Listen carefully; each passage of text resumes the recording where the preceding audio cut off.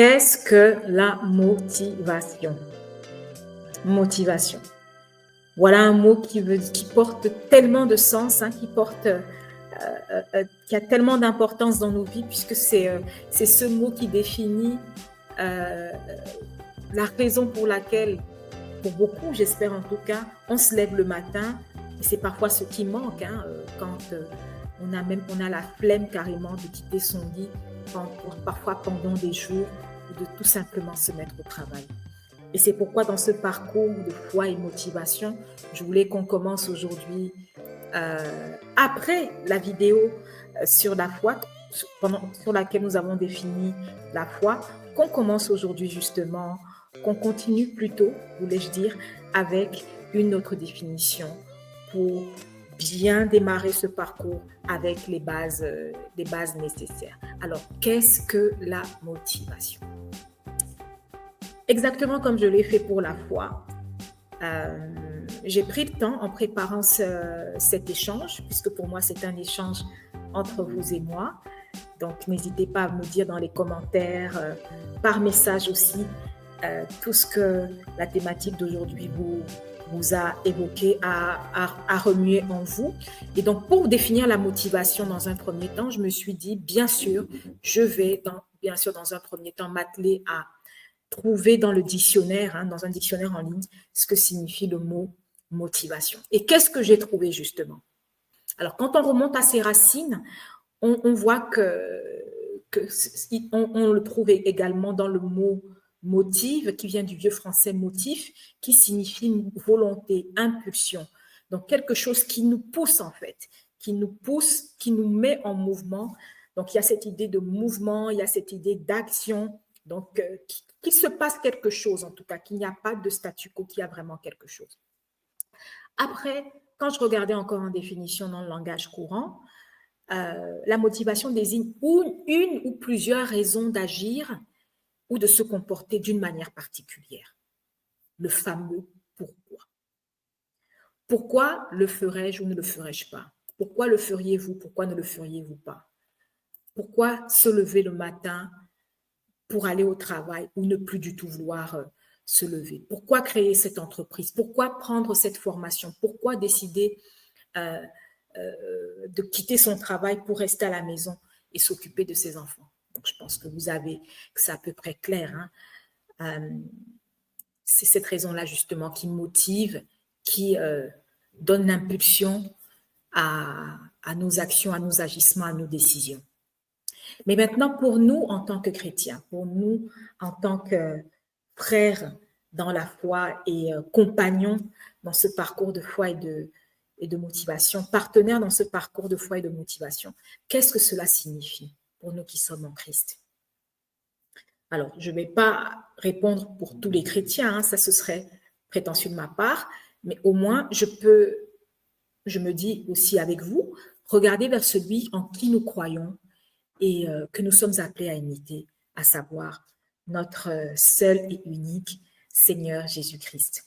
Quel a été, pour prendre son cas particulier, dans sa mission, dans l'action, dans comment dire, cette mission qu'il continue à accomplir encore aujourd'hui, quelle a été sa motivation? Pourquoi être descendu de son trône? Pourquoi avoir quitté sa gloire pour venir sur cette terre?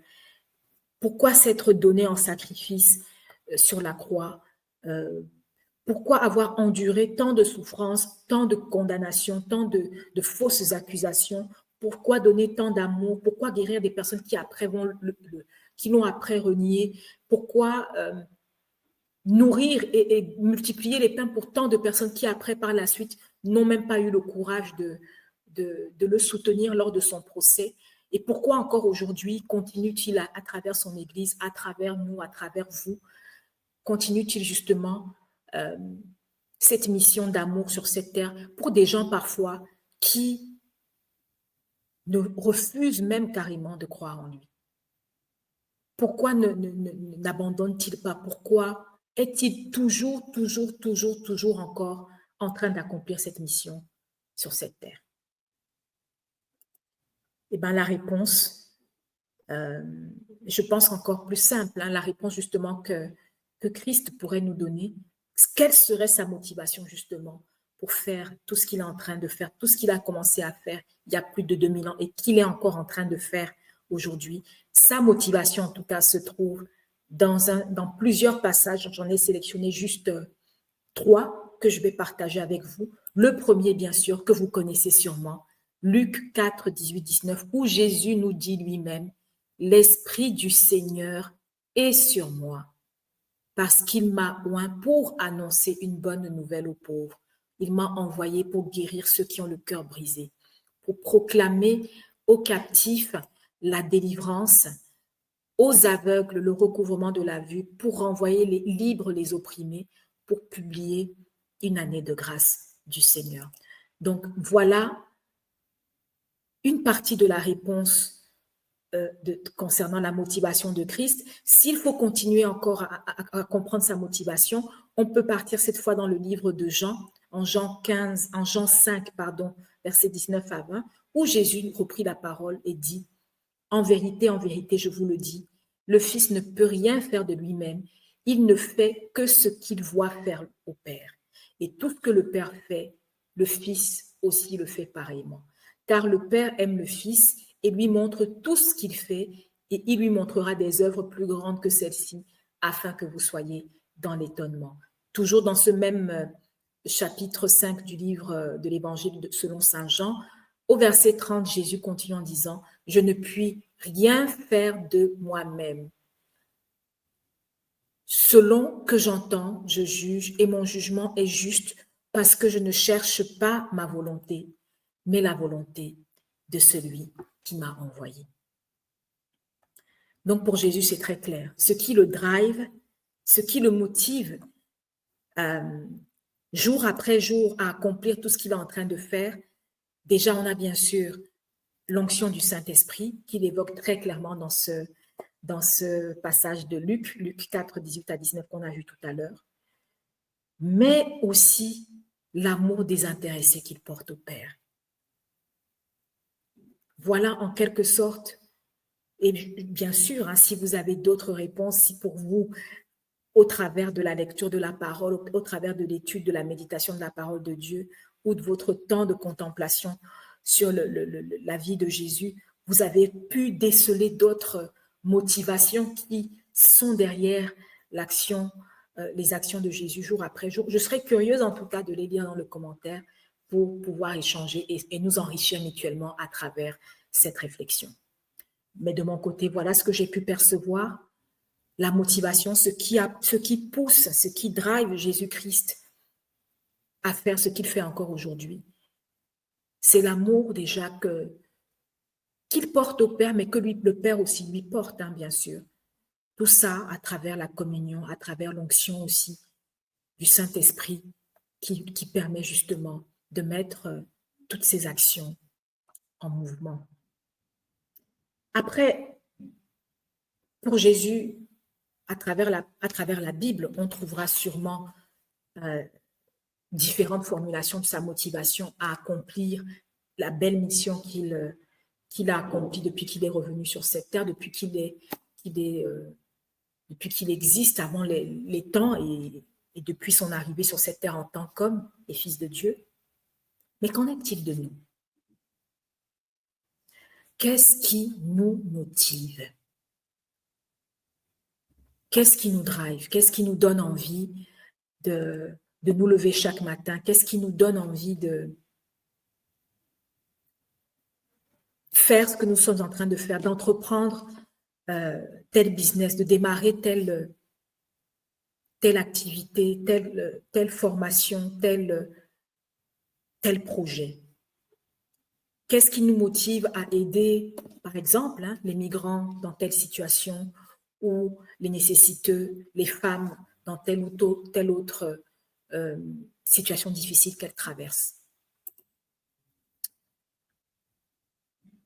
Peut-être que pour vous aussi, comme j'ai pu aussi avoir le temps de le faire, il sera utile de prendre, en tant que chrétien, j'entends bien, de prendre ces passages qui parlent de l'onction du Saint-Esprit dans la vie de Jésus-Christ et aussi de cet amour qu'il porte au Père, qui lui fait faire tout ce qu'il voit faire le Père, pour ramener justement ce que nous lisons à travers ces passages à nos propres vies. En tant qu'imitatrice, en tout cas, j'essaie autant que je peux, en tant qu'imitatrice de Christ, c'est vrai que au tout début, pour moi, ce n'était pas évident de comprendre quelles pouvaient être les bonnes motivations pour me lever chaque matin, pour travailler, pour créer des contenus, pour m'investir dans tel ou tel business, tel ou tel événement ou telle activité, parfois sans même forcément y gagner grand-chose. Mais en lisant justement ce que Christ nous partage à travers ces passages, je me suis rendu compte que le Saint-Esprit ne m'avait pas oint pour gagner plus d'argent ou pour avoir plus de gloire ou avoir plus de notoriété. En tant qu'imitatrice de Christ, s'il y a bien une chose pour laquelle justement le Saint-Esprit m'a oint, au même titre que Jésus, j'ai envie de dire, ce serait effectivement pour moi aussi d'une certaine manière annoncer une bonne nouvelle aux pauvres à travers ce que je fais, à travers ce que je véhicule, à travers ma manière de travailler. D'une certaine manière aussi, guérir ceux qui ont le cœur brisé à travers ma manière de faire les affaires, à travers ma manière de communiquer. Proclamer aux captifs la délivrance, aux aveugles le recouvrement de la vue, renvoyer libres les opprimés, publier une année de grâce, une année de faveur du Seigneur. Alors, est-ce que ça veut dire que je dois forcément ou que vous devez forcément devenir prêtre, religieux ou... Non, pas du tout, pas forcément. On se rappelle que Pierre, quand il était au tout début de sa rencontre avec Jésus, était pécheur. Mais ça ne l'a pas empêché justement, en tant que pécheur, de mettre à disposition sa barque, de mettre à disposition son outil de travail, son matériel de travail, son équipement de travail, pour que Christ puisse annoncer le message à la foule. Et s'il fallait faire un parallèle avec nos vies, nos propres vies, nous aussi, à travers notre travail, notre commerce, notre rôle de parents avec les enfants à la maison, ce qui doit nous motiver à être un bon parent, à être un bon businessman, un bon entrepreneur chrétien. Au-delà, bien sûr, du gain, au-delà, bien sûr, de la satisfaction que l'on ressent de voir l'enfant nous aimer en retour ou être obéissant, de voir les ventes décoller et donc plus de moyens d'investir ou de recruter de personnes.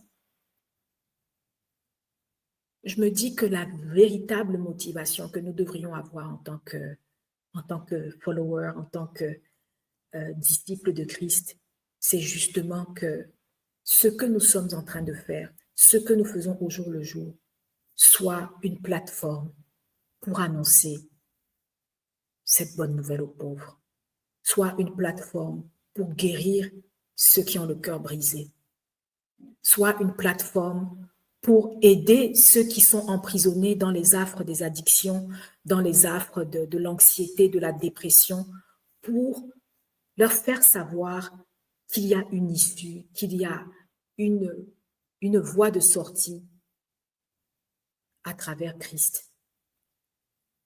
Pour ceux qui ne voient plus, qui ne voient pas forcément d'issue ou de solution, que notre travail, que notre parcours puisse être justement une plateforme pour leur montrer comment de s'être laissé guider par le Saint-Esprit, de s'être laissé guider pour suivre Christ, nous a permis d'être nous aussi, de retrouver nous aussi la vue, de retrouver nous aussi la liberté et de rentrer pleinement dans la faveur publié à travers l'année de grâce du Seigneur. Je ne sais pas pour vous, j'ai cherché auparavant tellement de motivation, tellement de raisons de me lever, de faire des vidéos, de vendre, de rentrer dans tel ou tel business. Mais ce n'est que lorsqu'effectivement, je me suis rendu compte que tout ce que je faisais, tout ce que je cherchais à gagner, en réalité, il ne fallait pas que je le gagne pour moi, ni pour faire plaisir à quiconque, mais qu'il fallait que j'abandonne, que je soumette tout ce que je fais au Saint-Esprit, qui lui sait mieux que quiconque pourquoi il m'a équipé et en quoi justement ce que je sais faire va être une bénédiction pour le monde. Parce que c'est lui aussi qui est le meilleur, comment dire, le meilleur connecteur entre moi et le Père pour connaître la volonté du Père. À partir du moment où justement j'ai pris ce passage que j'ai très souvent oublié malheureusement, mais aujourd'hui encore, je prends justement l'engagement de reprendre ce passage, de m'approprier ce passage.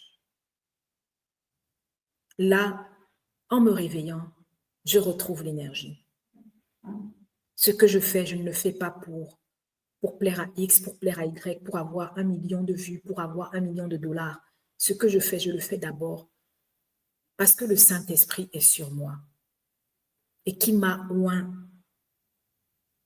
au même titre que Christ pour annoncer une bonne nouvelle aux pauvres, pour guérir ceux qui ont le cœur brisé.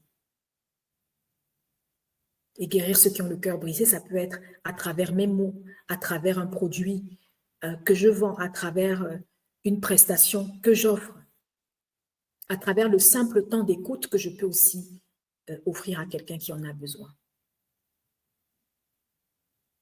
Quand l'onction du Saint-Esprit, quand la direction du Saint-Esprit qui nous connecte à l'amour du Père, qui nous connecte à cet amour du Père, qui nous a aimés avant même que nous ne l'aimions nous-mêmes. Quand c'est cela qui nous drive, quels que soient les obstacles, quelles que soient les difficultés sur le chemin, c'est une motivation qui est éternelle, qui subsiste jour après jour, année après année, là où d'autres se retrouvent découragés parce qu'ils n'ont plus l'amour de leur vie à leur côté, ou comme ça a été le cas pour moi justement il y a 5 ans plus tôt, parce qu'ils n'ont plus leur papa à leur côté, autant de personnes que nous avons perdues depuis tout ce temps. Quand on se souvient qu'en réalité, la motivation première, c'est l'amour du Père, cet amour qu'il nous a donné de manière désintéressée et que nous apprenons à lui retourner aussi de manière désintéressée. Cet amour connecté au Saint-Esprit qui nous guide dans la volonté du Père qui est aussi ce qu'il y a de mieux pour nous. Comme on le dit, cherchez d'abord le royaume des cieux. Et tout le reste, tout ce que vous désirez vous sera donné par-dessus. Quand cela devient notre motivation en tant qu'entrepreneur chrétien, en tant qu'étudiant chrétien, en tant que parent chrétien, l'énergie est toujours là. L'énergie, la force, la véritable raison de toujours continuer, c'est celle-là. Bien sûr, pour vous, je sais que vous avez sûrement un témoignage, vous avez sûrement une expérience à partager, peut-être aussi une question, peut-être aussi des interrogations pour une situation que vous traversez en ce moment. N'hésitez pas, bien sûr, à le dire en commentaire, mais si je pouvais terminer cet échange, cette vidéo, pour ensuite vous laisser la parole et méditer ensemble, c'est ce qui doit être notre véritable motivation sur ce chemin de foi, sur ces projets dans lesquels nous sommes lancés en espérant voir justement le fruit de nos efforts arriver. Ma prière pour vous, ce serait vraiment que vous vous souveniez que quoi que vous fassiez, que vous réussissiez, que vous ne réussissiez pas pour le moment, que vous y arriviez ou que peut-être vous soyez tombé pour après avoir essayé encore une fois de vous relever. Souvenez-vous qu'au-dessus de tout, le Père vous aime, Dieu vous aime, Jésus vous aime et qu'il est toujours à vos côtés. Son amour ne vous quittera jamais, quelles que soient les circonstances, quels que soient les échecs, quelles que soient les chutes peut-être dans lesquelles vous vous êtes retrouvés. S'il y a bien une chose qui doit vous donner la motivation de vous relever et de continuer ce que vous avez commencé, c'est l'amour du Père qui sera toujours avec vous. S'il y a bien quelque chose qui doit vous donner l'énergie de continuer, même quand vous avez perdu tout espoir, c'est cet Esprit Saint-là qui a tellement confiance en vous, qu'il est venu en vous, vivre en vous, pour accomplir cette belle mission d'annoncer la bonne nouvelle aux pauvres, de délivrer les captifs, guérir les malades, ceux qui ont le cœur brisé, de proclamer aux captifs la délivrance, aux aveugles le recouvrement de la vue. Cette belle mission de renvoyer libres les opprimés. Là où personne peut-être ne vous fera plus confiance, sachez que le Père, le Saint-Esprit et Jésus-Christ, bien sûr notre Seigneur, vous font toujours confiance. Croient toujours en vous, ont toujours cet amour pour vous. Et donc ma prière, c'est que vous puissiez vous aussi, comme le Seigneur nous l'a montré, adopter cela désormais comme votre motivation. Au-delà de la gloire, au-delà des millions, au-delà de la reconnaissance, peut-être de vos proches ou de vos partenaires, qu'avant toute chose, votre motivation, ce soit véritablement ça, l'amour du Père et cette communion, cette onction du Saint-Esprit pour impacter des vies, pour les ramener elles aussi dans l'amour du Père. Merci encore d'avoir été là. Bien sûr, comme toujours, je vous invite à vous abonner, à liker, à partager cette vidéo. Partagez aussi avec moi à travers vos commentaires, à travers vos messages, ce que vous pensez de cette motivation en tant que chrétien, en tant qu'entrepreneur, étudiant, parent, en tant que personne consacrée chrétienne.